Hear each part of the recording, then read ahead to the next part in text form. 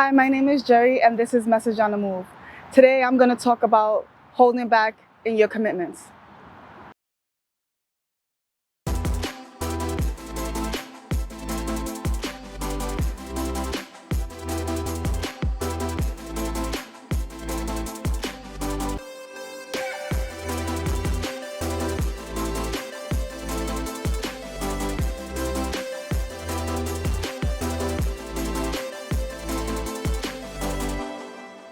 So what made me decide to come up with this topic was because I was watching television the other day and someone gave another person advice, and the advice was if you push your girlfriend too hard, then she's going to shut down.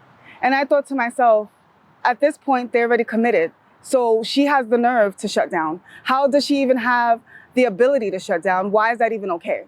So now in turn he's going to tread lightly, because he doesn't want to piss her off, he doesn't want to lose her, and he wants to still connect with her. So now they're moving on her level, but really they should be not her level, they should be moving on his speed instead of her speed, right? Because he's actually the healthier person in the relationship.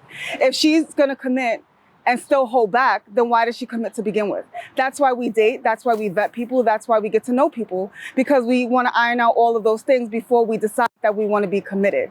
There's a difference. When you commit, that means that you're all the way in. You're not gonna, a lot of people in relationships, they think that, they want to lock into the relationship, they want to lock into the person because they're afraid of losing them, but yet they're not really truly in the position to give all of themselves to that person. They're not really in the position to trust all the way. They're not really in the position to be vulnerable, but yet they don't want to lose the person. So they decide, hey, let's do this. Let's be together. Let's be committed. But you don't have to be committed. You don't have to say, I do. You don't have to say, I will. You don't have to say, I'm going to show up, right? If you're not really prepared or comfortable in that situation. So as I'm watching the show, I'm thinking that their relationship is doomed from the very beginning, right? Because homegirl is going to dictate how fast, how slow, and whatever they do within the relationship. He's going to be moving at her speed and not really happy with it, although he wants to still be with her.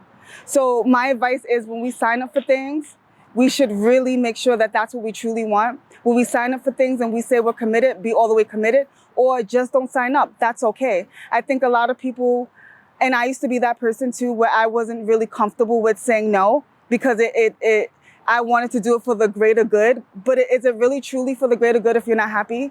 Is it really truly for the greater good if that's not something you truly want to do? Or a couple of years down the line, a couple of months down the line, you're going to be miserable?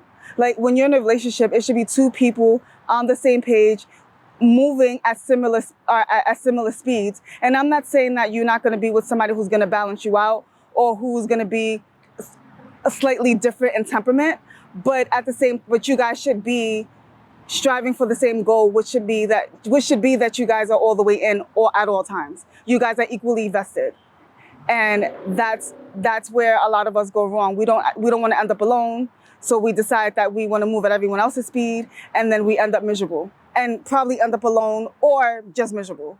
So my name is Jerri, and that's my message on the move.